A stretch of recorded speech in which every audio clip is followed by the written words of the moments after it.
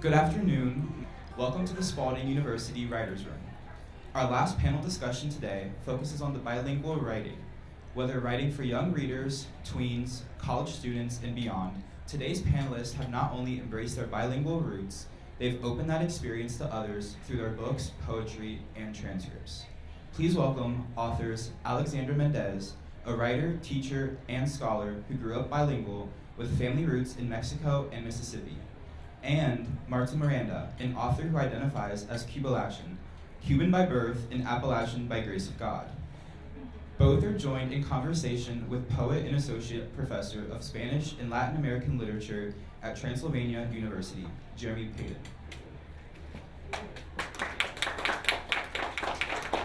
We've all got our own mics, I believe. Well, thank you guys. Also, thank you because you'll be here and there'll be a little bit of English y un poco de español también. Sí, las dos cosas. Como Dios manda. A la misma vez. Yeah. And I want to thank the Kentucky Book Festival, or its Kentucky Book Fair, and the many volunteers that have worked to put this together, and the Kentucky Humanities Foundation, and Joseph Beth, and all of the sponsors that are making this possible. So yeah, we have me, who am no one, and we've got Alex Mendez and Marta Miranda, and they have books for sale that their publishers would very much like for you to buy, and I think they're very worthy books to be purchased. And a little bit about what the Jaguar told her is a coming of age story. I will let Alex say more about it, but it's a coming of age story of a young girl who is Mexican and Irish heritage, and growing up, having moved from Chicago to Atlanta, and finding ways to connect to her Mexican roots especially, and understand then within this the complicated nature of migration, which seems heady, and it is, but it's also, like I said earlier, a coming of age story, and so it's a young girl coming to understand the world and her place in the world. And we've got Marta Miranda, who, with Cradled by Skeletons, is a book of poems and essays that, one, both speak to her own work as an activist for Latinx causes and for feminist causes, and she has spent a good portion of her career here though being Cuban, and having moved to New York and having grown up for a good part in New York, has spent most of her adult life, or a good part of her adult life, here in Kentucky, teaching at Eastern Kentucky University, working as a commissioner for the Kentucky Department of Community-Based Services. This is a job she's had for the last 3 years. And along with Cradled by Skeletons, which is a memoir in poems and essays, she has a wonderful children's, bilingual illustrated children's book called Lullaby for Maddie. So with that said, I mean, both of you are bicultural and bilingual, if not also multilingual, persons. How has your biculturalism and your bilingualism influenced your writing? And either one.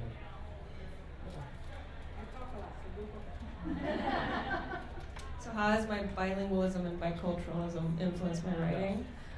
Well, specifically in this book, Jade is Mexican-American, and I was inspired a lot by my own experiences growing up in Atlanta, growing up Mexican American in the South.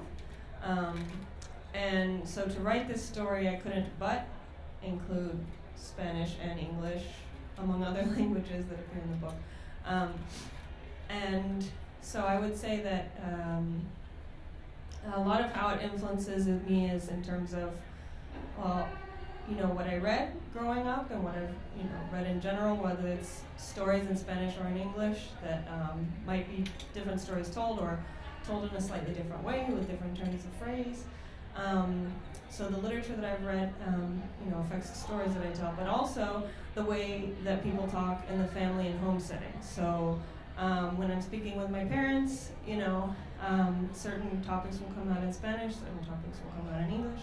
If I'm talking to my dad, our conversation might start in Spanish and end up in English. And so this was the kind of thing that I wanted to include in the book, including there's her mother who, Jade's the main character, Jade, her mother speaks Spanish but doesn't speak Spanish to her, doesn't speak Spanish to Jade. And then there's the abuela character who does speak Spanish to Jade. And Jade, like many people I know, including many of the students that I have, I teach Spanish and I have a lot of heritage speakers in my courses. And like many of these students, they understand Spanish, but they struggle to speak it, or maybe they feel ashamed, they don't feel like they're good enough in Spanish. And so Jade deals with this, but her abuela still speaks to her a lot in Spanish. So those are some of the ways that it showed up in this book specifically. Thank you all for being here. Can you hear me okay?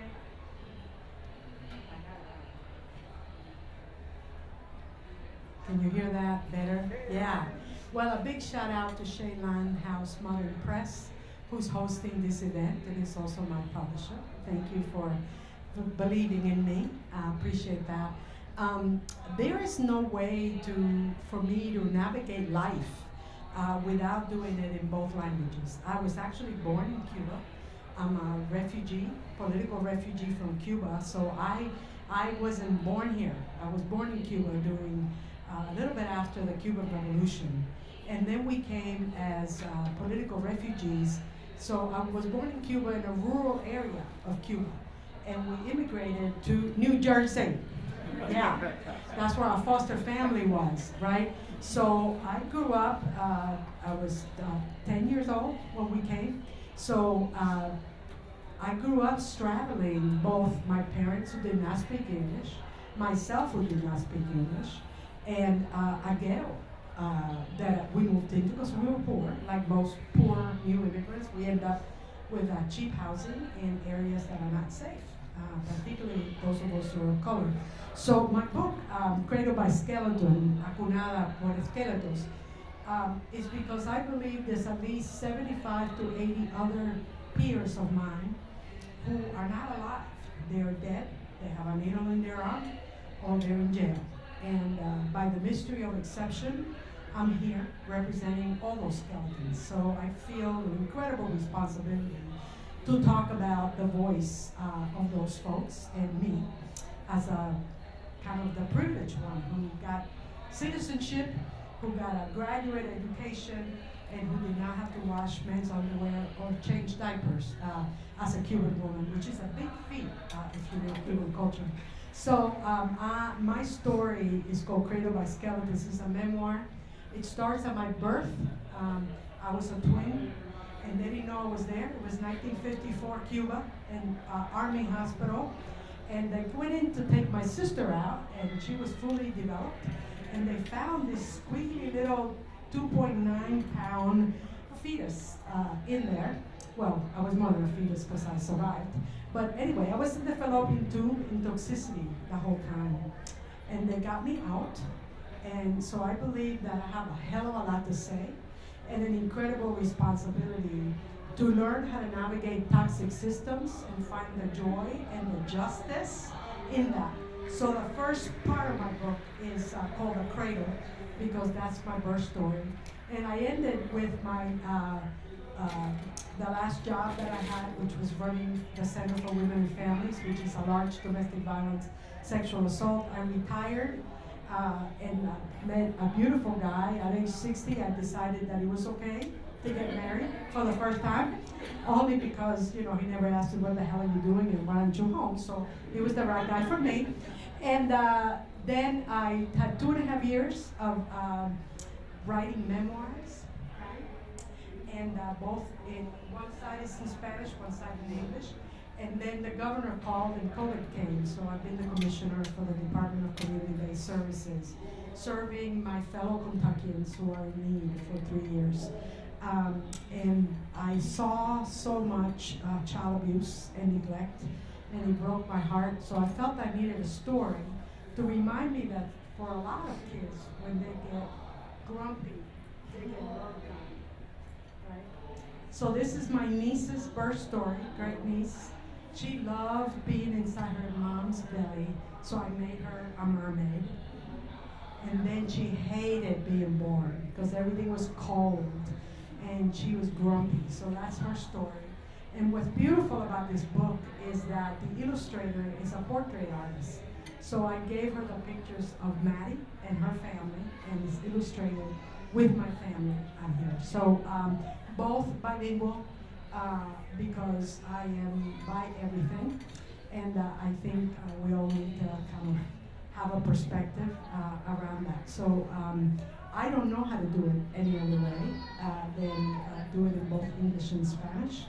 And I live both lives congruently, and I write in Spanish, and then I translate it to English, and it sounds like I'm psychotic.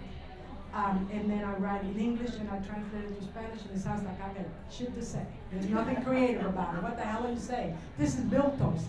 So that's the hardest part, right, about navigating cultures and languages that are so different from each other. That's been the challenge for me. It hasn't been writing, it hasn't been creating. It has been being able to tell the story in both languages. So I'm very honored to be here. Humbled. I've been in Kentucky 40 years. Moved from Florida to a little log cabin in Mount Vernon, and identified as Cuban by birth and Appalachian by the grace of God. And taught at Eastern for 20 some odd years, so that's where I met Virginia. And so strong roots in Appalachia, and it's the first time in this country where I felt at home, because I grew up in a rural area, and New Jersey and Miami were not home, but certainly Appalachia is and continues to be. So thank you. And with that, we do want to recognize both of our publishers. Virginia with Shadeland House Modern Press, and the fact that she has created a space for Marta and others of us who write in English and Spanish to publish in English and Spanish. And also Levin Querido, who is Alex's publisher, to publish his story of a coming of age of Jade O'Callahan. It is O'Callahan, right? Yeah. And I was wondering, because when you said, right, what you said about Jade's mother speaking exclusively in English to her daughter,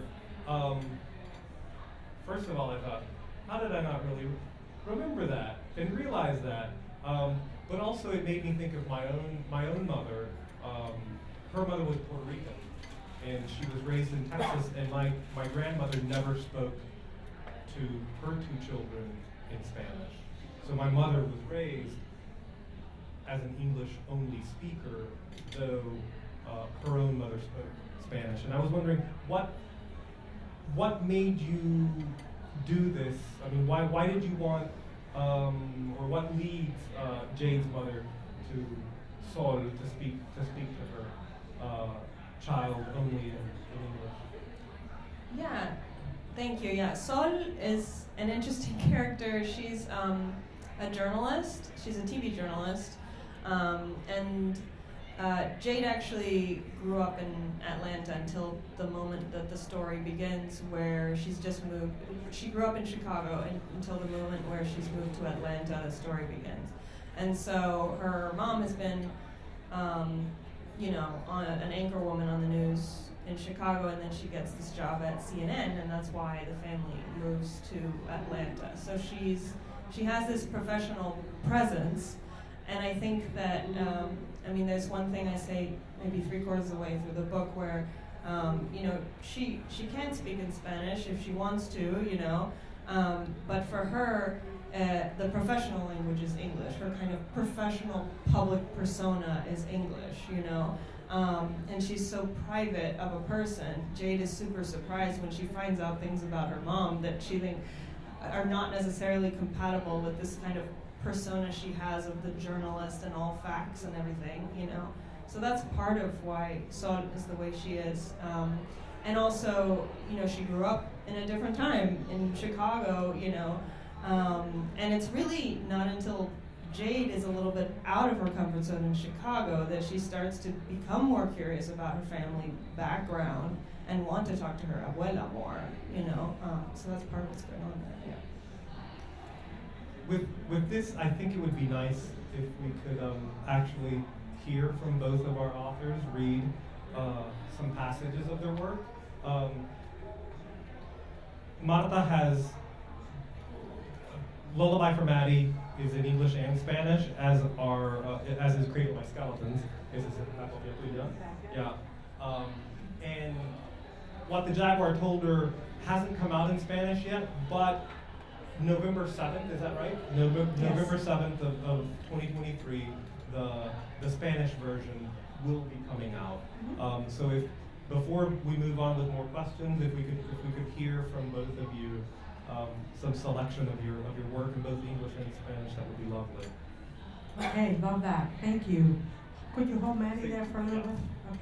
So this is my signature poem, and I'd like to thank Georgia Airlines. I took my first writing course with Georgia at the Carnegie Center, and she uses a template called I Am From, and that was my first writing prompt. And as a result of that, I use it now. I'm a consultant, do a lot of organizational development. I'm rewired and not retired. I'm never going to be rocking chairs and you know, being with babies. Shit, I'm not going to do. I'm not that person. I'm not that grandma, right? I'm get a tattoo and, you know, get a leather jacket on, mom. So Georgia, it really influenced me. So I'll read a little bit from that. And the reason why I am a poet is because Frank X. Walker was at EKU running African American Studies when I was running Women and Gender Studies at EKU. And I went to Mount Vernon. I love Appalachia. I felt so at home. These were my people after 20 years of exile. And I went to vote in Mount Vernon. And they would not accept my license. They wanted to see my citizenship papers. I don't know if you carry those with you where you go, but I certainly didn't. And it was just, there weren't enough Latinos, and they just knew undocumented people, and of course my license was fake. So we did that. Well, it broke my freaking heart. But I went and I wrote my first story ever called I'm Being Brown in the South.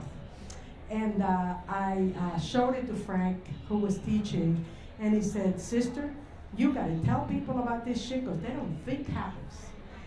In 2009, he inducted me into the Appalachian Poets, and I am a proud member of that group. So today, when I'm downstairs, he wrote a children's book, and I just wrote a children's book, and we're right next to each other. So this is family, right, in regards to that. So I'm gonna just read a little bit about Being Brown in the South.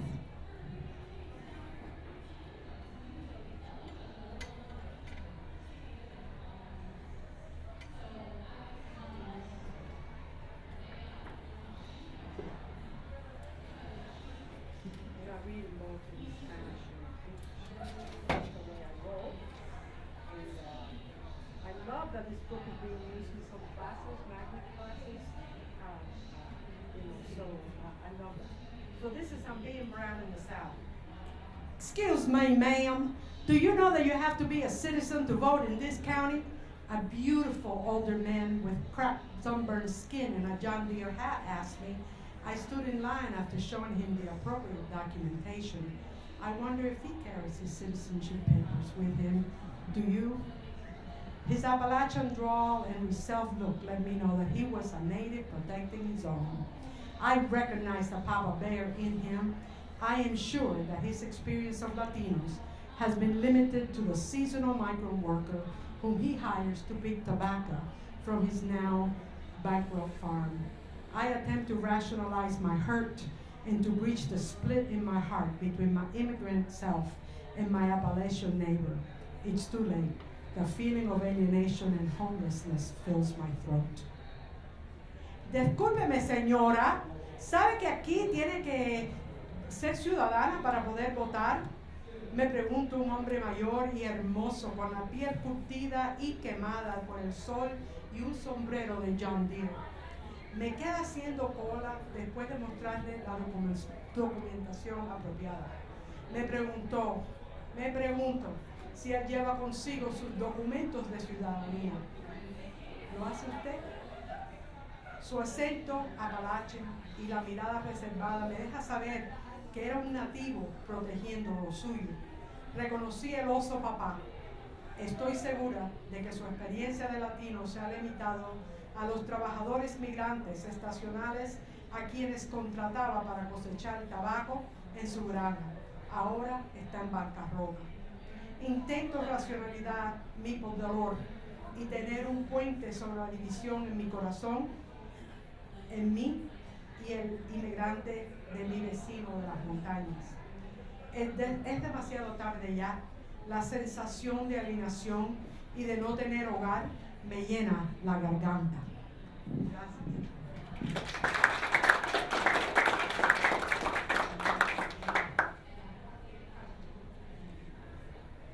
Gracias, Marta.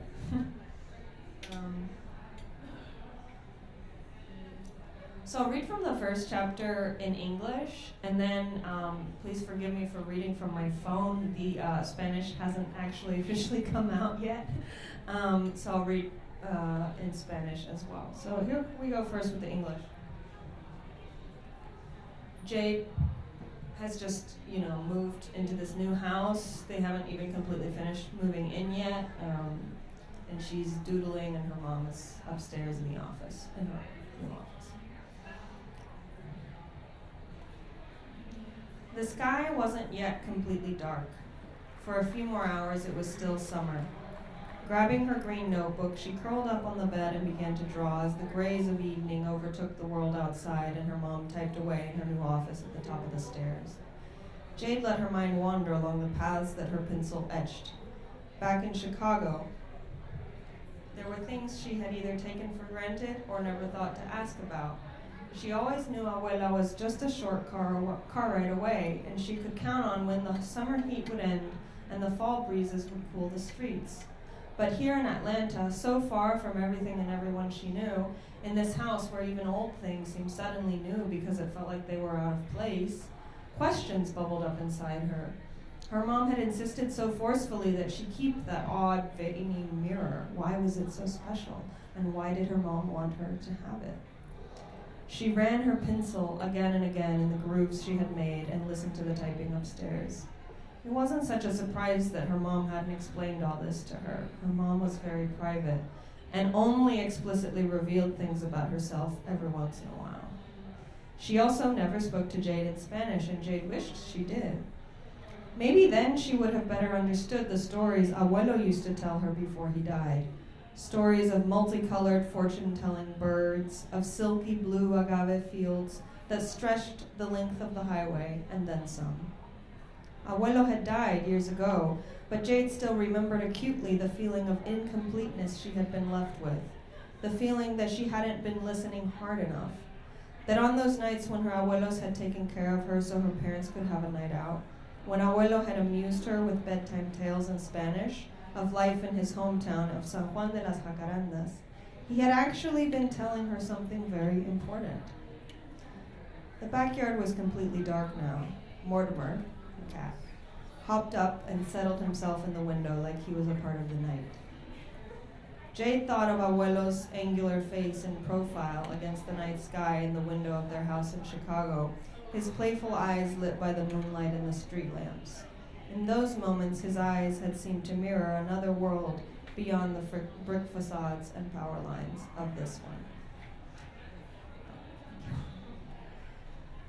So I'll read just a part of that in Spanish so you can see, and I did not translate this.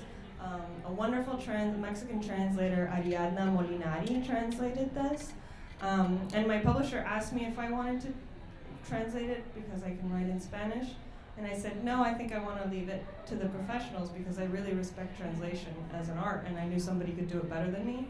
And I wanted it to be rendered in Mexican Spanish by someone who lives in Mexico. So I feel very lucky that that happened.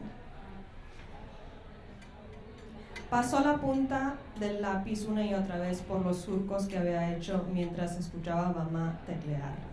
No era tan inusual que mamá no le hubiera dado una explicación. Era una mujer muy hermética que solo de vez en cuando revelaba cosas sobre sí misma de forma explícita. En casa siempre hablaba en inglés, no en la lengua de sus propios padres, aunque Jade hubiera deseado que lo hiciera. Quizá así habría podido entender los cuentos que abuelo le contaba antes de que muriera. Esas historias sobre aves multicolores que adivinaban el futuro y sobre tersos campos de agave azul que se extendían a lo largo de la carretera y se perdían en el horizonte. Abuelo había muerto hacía varios años, pero Jade seguía recordando con lujo de detalle la sensación de vacío que le quedó, la sensación de que no había puesto suficiente atención a sus historias. Tenía la impresión de que aquellas noches en las que los abuelos la cuidaban para que sus papás pudieran salir en pareja, en las que el abuelo la entretenía contándole cuentos en español sobre su vida en San Juan de las Jacarandas, el pueblo donde nació, en realidad le compartía cosas muy importantes. El jardín trasero ya estaba completamente a oscuras. Mortimer se subió al marco de la ventana de un brinco y se sentó ahí, como si fuera parte de la noche. Jade recordó el perfil anguloso del abuelo frente al cielo nocturno que se asomaba por la ventana de la casa de Chicago, con los ojos juguetones e iluminados por la luna y los faroles de la calle. En instantes como ese, sus ojos parecían reflejar un mundo distinto que estaba más allá de las fachadas de ladrillo y el cableado eléctrico. Gracias. Y mira eso en la página 15 del libro. Dice explícitamente que la madre no le habla en español. Ah, so much for the book review that I wrote a year ago. Anyway, yes, thank you to both of you. That was absolutely lovely. And in this conversation, in fact, they both brought up another question that I had. Right? Marta talked about writing in both English and Spanish and then translating between the two of them. And Alex talked about writing in English and then having a translator work with the translation. And so I was wondering, how does translation and self-translation work for you? And, well, yeah. So let's talk about the translation process first, and then we'll talk about whether either of you end up writing in one language first or another language. But let's go with translation first. Okay, well, Hi. Hola. For me, my work comes both in English and Spanish, and I'm always surprised by how it comes. So I do the first level of translation. So if it comes in English, I translate it to Spanish. If it comes in Spanish, I translate it to English. And I do that because the language are so different, and I want to make sure that my voice and my metaphors and the identity and place of what I want to say is clear. And like I said, languages are so different. Navigating the culture and the Germanic nature and the Latin nature are very different. So I always feel, just like I do in this world, this bridge of navigating this sea of potential, right? But I've never given it to a translator first. I do give it to a translator afterwards for them to go ahead and add, like, my grammar is terrible. I mean, I learned English at age 11, right? So I didn't have all those basic foundational stuff. The fact that I had books published and that I'm a full professor at EKU is like, talk about miracles of miracles, right? Never mind that I'm a Kentucky author. I adopted this state and it's adopted me beautifully. But then the translator that can catch things like my grammar, which is really bad in both languages. It says, this sounds too Cuban. You know, Cubans are like the parakeets of the Caribbean. We are not in any way traditional. We have bastardized the language of the colonizer, Spain, and then we have an incredible amount of African and Jewish and Chinese, and some indigenous. They were annihilated, mostly like Libyan, so there's some of that. So they're able to catch my grammar, my syntax, and they'll say things like, are you sure you want to say it this way? Because that sounds very Cuban, as opposed to like, this doesn't sound like the rest of Latin America is going to understand it. So that's what's been really helpful for me. One, for me to do both, to honor that they come at me from both languages, which I really love. I dream in both languages too, which is beautiful. And then secondly, that someone else can actually add that beauty of the translation as an art, of the grammar piece, without my voice being lost, which is one of the beautiful things about working with Virginia as an editor and her daughter, is that it was always my voice. It was more like, do you want to capitalize this? Do you want to move this line? As opposed to like, what the hell are you saying? Kind of stuff. So that's been really wonderful. So that's my process. I do it, I give it to somebody else who's a professional translator. They give it back to me, and then I tweak, and then I send it forward. That's kind of how that is. That's really interesting. Yeah, for me, I normally write first in English. I would say poetry comes out in Spanish, more than any other genre comes out first in Spanish. But also I would say that even though I'm bilingual, English is my dominant language. It's almost like being ambidextrous, but really kind of right-handed, something like that.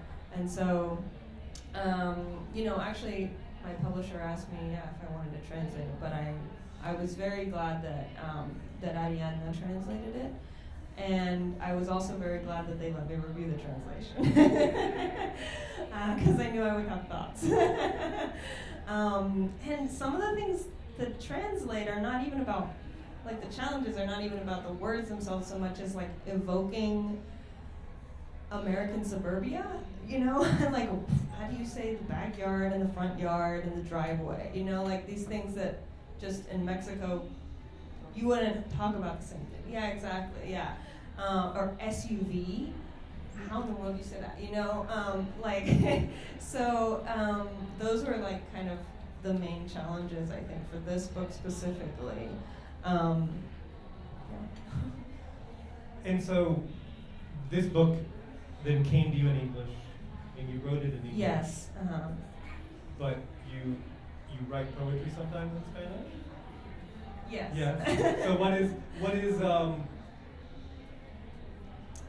is it, do you think, that calls you to write in Spanish? I couldn't say for sure, but I would say that, a lot of it also has to do with what I've read in Spanish, right? So having songs in my head that are in Spanish, which are basically poems, right? Or poetry in Spanish. Having grown up in the household that I did, there was a lot of poetry in Spanish. I think that's probably a big reason why there's kind of like a poetic thrust there in Spanish, and also there's so much more of like a predictable rhythm to Spanish, right? If you're writing poetry, English can be like really all over the place because you have so many different sounds and ways of spelling things and this and that. So I think that's also part of why. And then when you're writing, either you're well, I mean, because you've got like in Cradled by Skeletons, you've got poems, you've got stories, you've also got essays.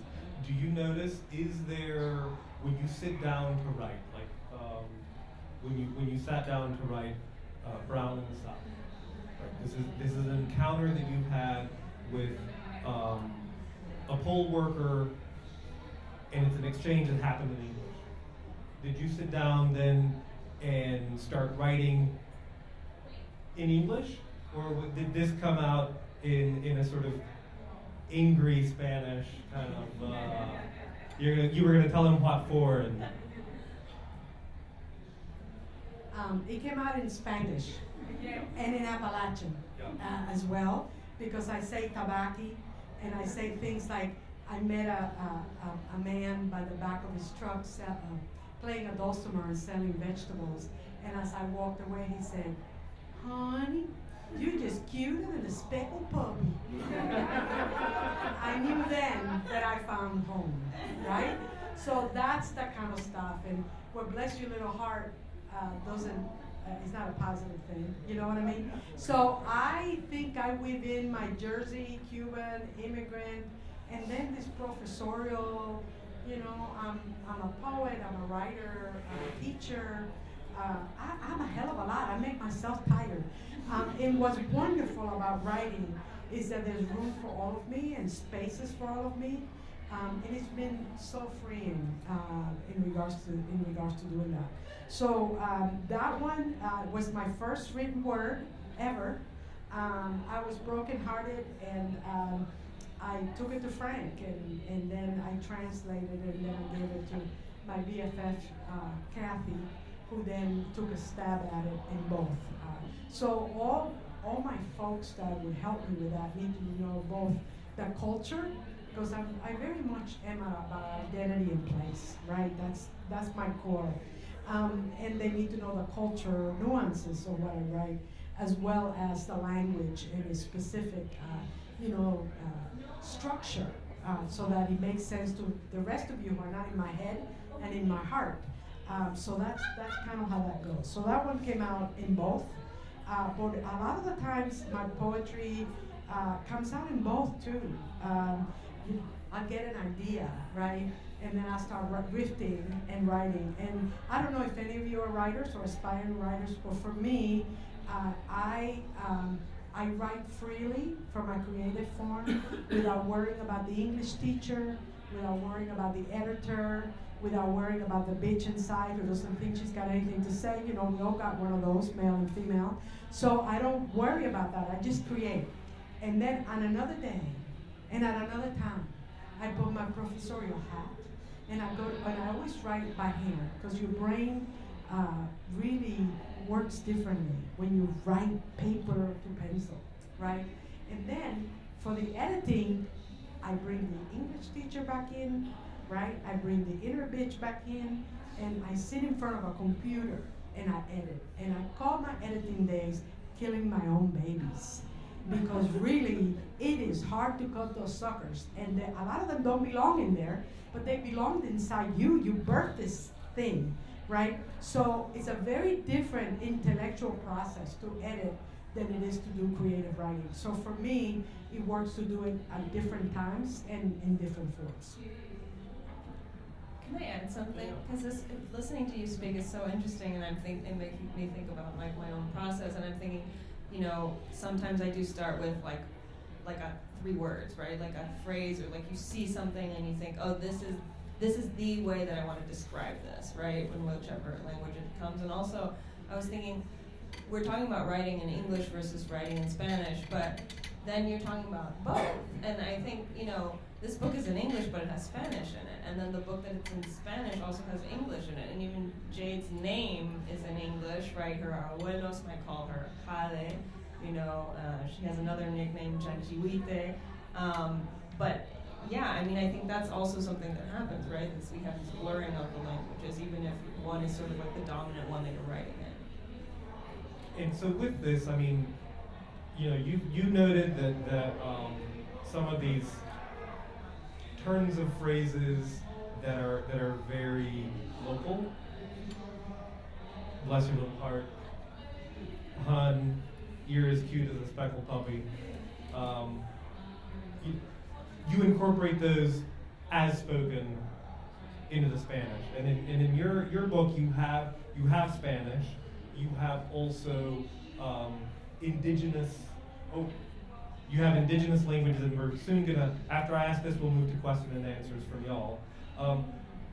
What is your approaches to this incorporation of other languages aside from the one that you're writing in? So, are there things that you want to be in Spanish, words that you want to be in Spanish, or then even words that you want to be in, whether it's Nahuatl or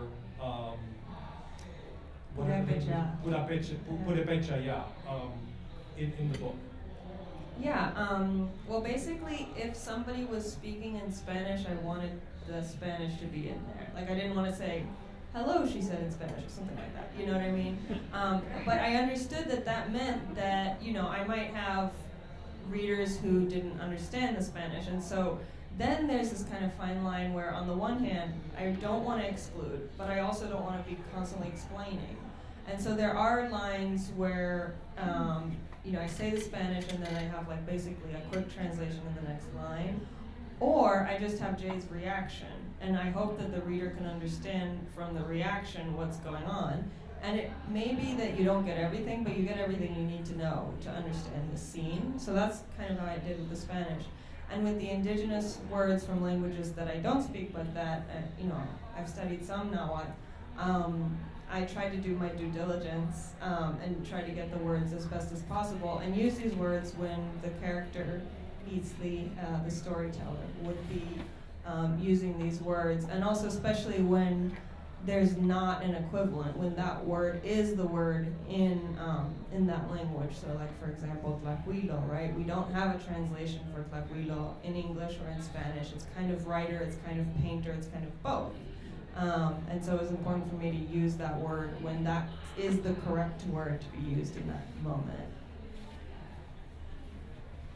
Yeah, and I'm going to read just a couple of phrases of my signature poem, which is Cubalachen, Cuba, my birth, and Appalachian by the grace of God.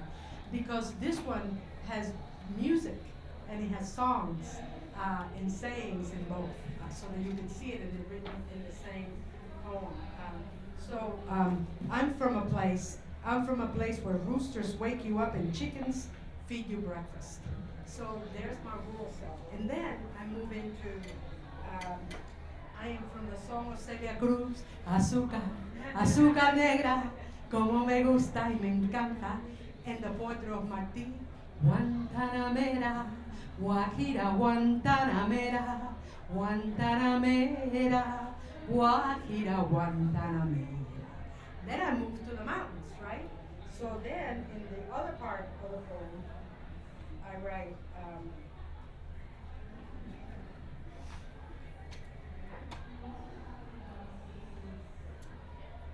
I am from a place where worn mountains touch the heavens and where hollers cradle tabaki, sorghum, and wild orchids.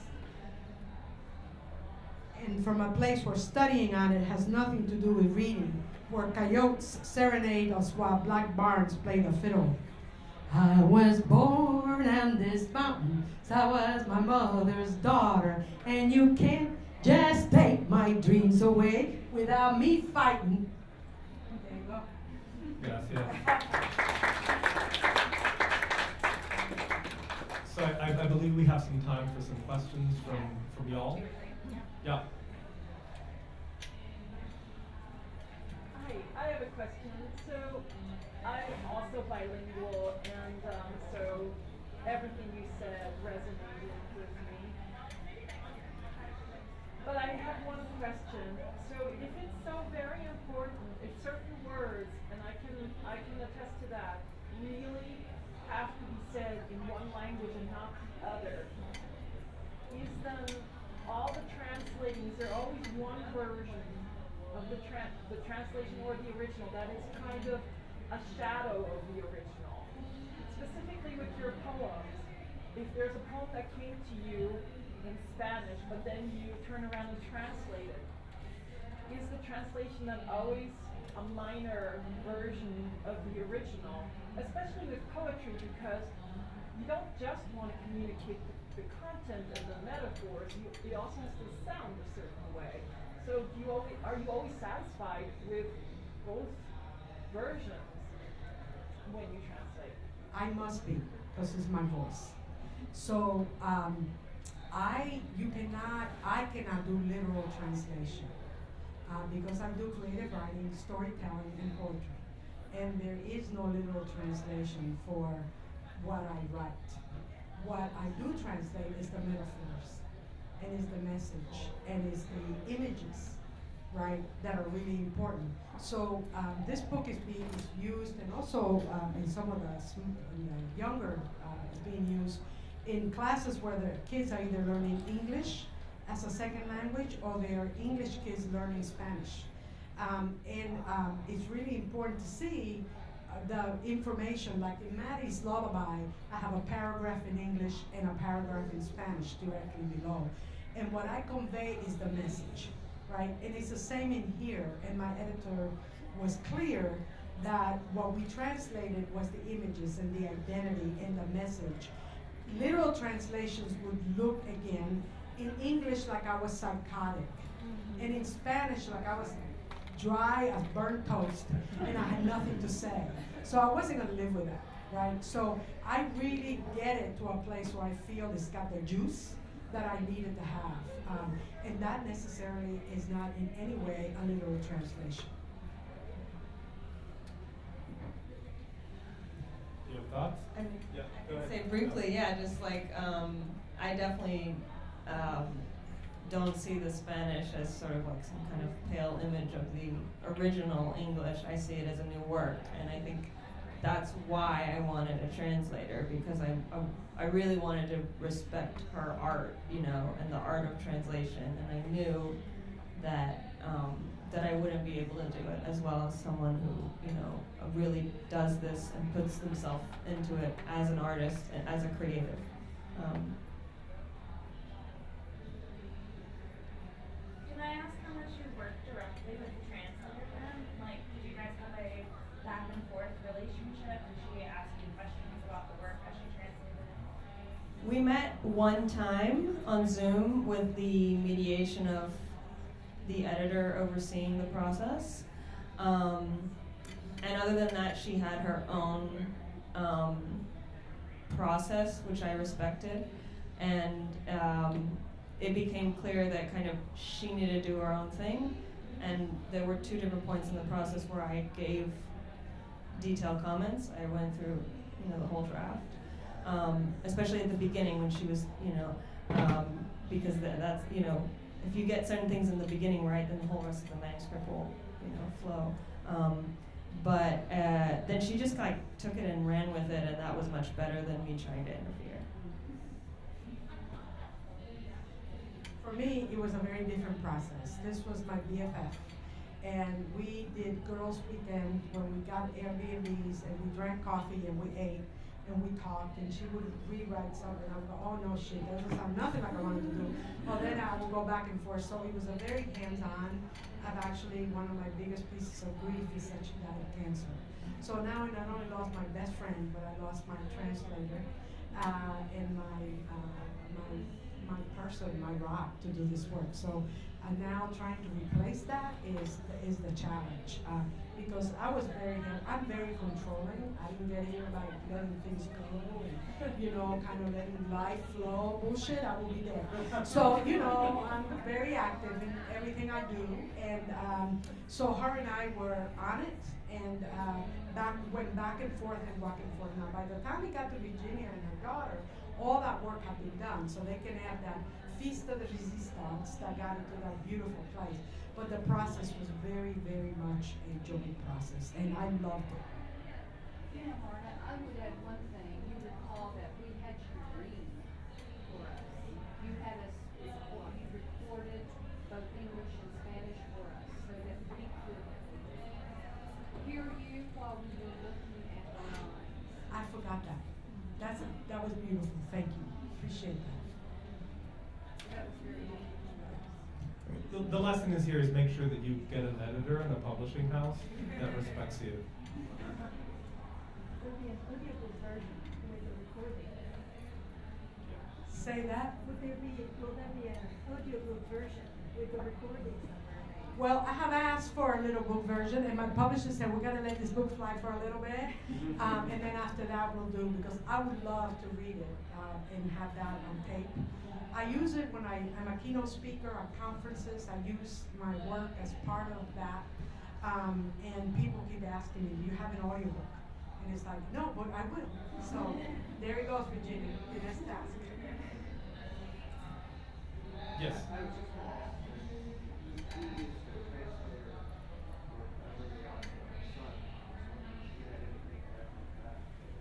Right.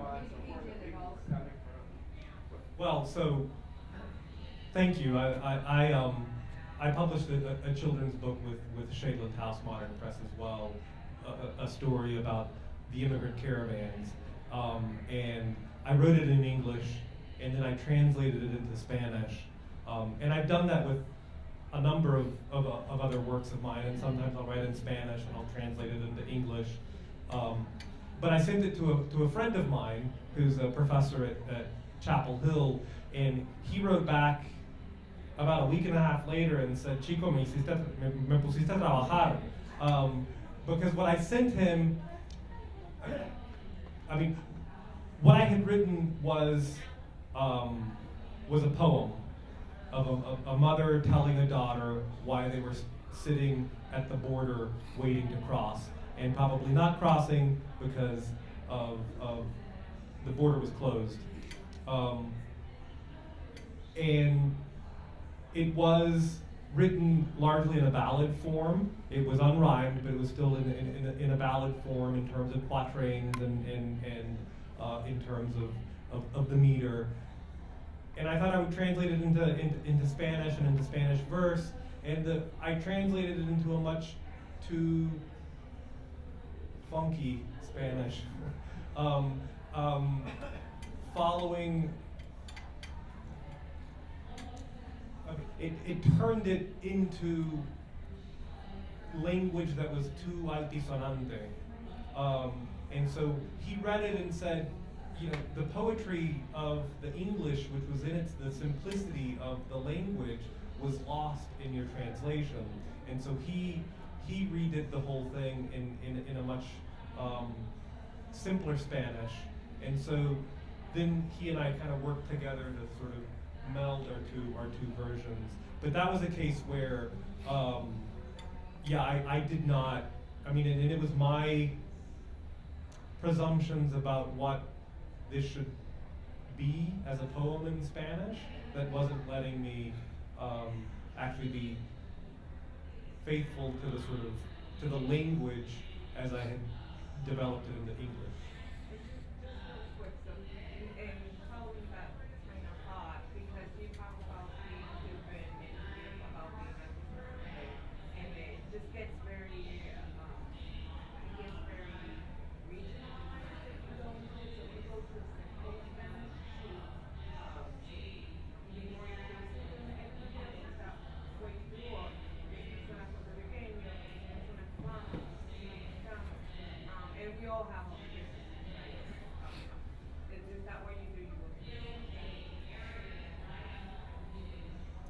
I mean, I really wanted it to be a Mexican translator in Mexican Spanish, yeah. So it didn't, for me, I wanted there to be specifically Mexican words in there, yeah.